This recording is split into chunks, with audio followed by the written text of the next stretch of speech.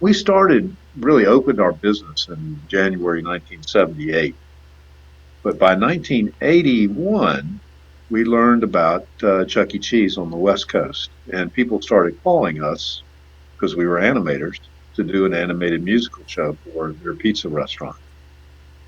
We had quite a few calling us. We had 4 or 5 different serious major corporations, and we were having to change the way we animated it. We had to go to pneumatics instead of motors because of the rigors of required with an animated show that's supposed to go off every 15 minutes and be served by the guy that puts the salad bar every day. It had to have inherent, obvious ways to maintain it, and it had to be built for a robust long-term application. So we were fortunate enough to have Showbiz Pizza open their second store here in Jacksonville, and we had seen the Chuck E. Cheese show. We felt like the Showbiz show was superior in many ways, better music, better animation, and so we looked to how could we improve on their program. The first thing was to select the type of music that we were going to use.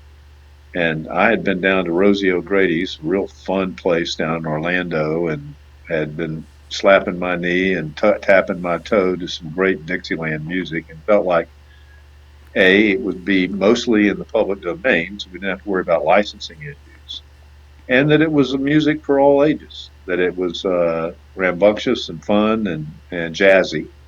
So we set aside to create a hound dog band uh, that played Dixieland music. So I started coming up with the members of the band. Colonel Beauregard was probably my first one, and Colonel Beau was at the time the drummer of the group. Uh, Daniel T. Bones was our Great Dane from New York City, a real counterweight to Colonel Beauregard. Hank Winter was our country character, the guitar playing hound dog. Sir Percy Percival was an Afghan hound and was uh, playing the clarinet. So we had piano, clarinet, drums, and guitar in the band, and we had to add bass to the music. It was coming up with those names, and I worked with a local illustrator. At one time, we had an ex-Disney architect who had joined our firm named Tom Reidenbach, went on to start Sequoia and steal one of our clients that we were working with at the time. He clandestinely went to California and got with a couple of his buddies from Disney and said, "Look, there's a real hot opportunity out there. These guys in Jacksonville don't really know what they're doing yet.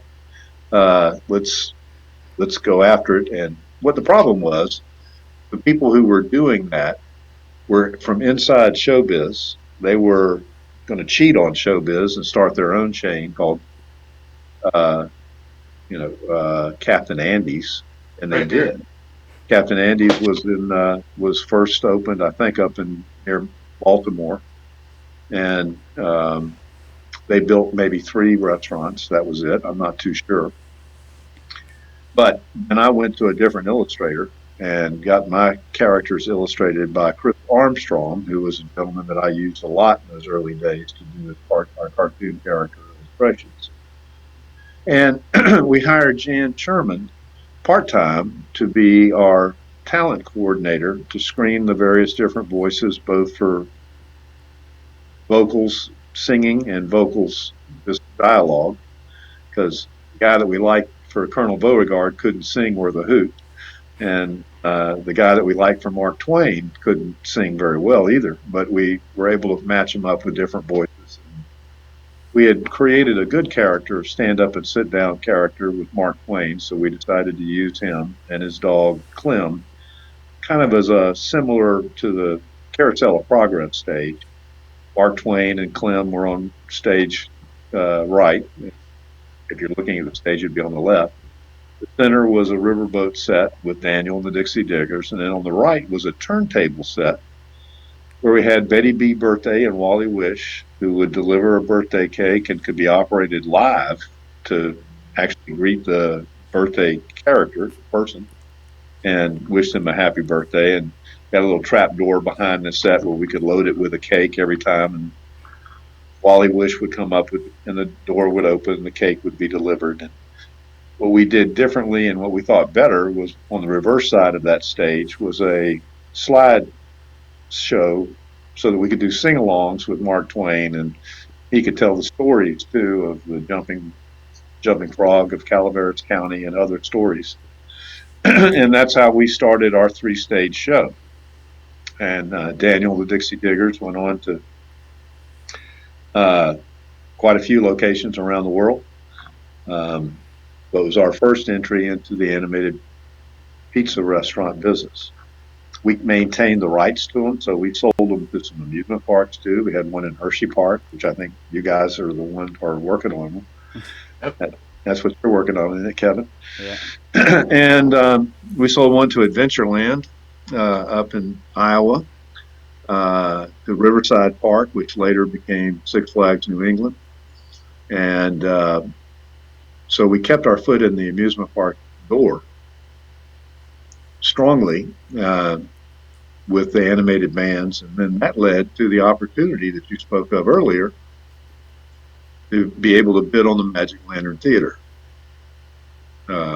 which we landed.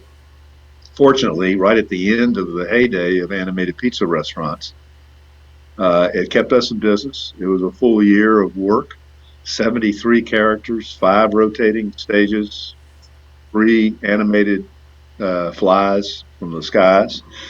And it was quite an achievement on our part. We had to come up with a whole new way of editing that show and that many characters. In the days, this is almost pre-computer days, back in the early 80s and the mid 80s.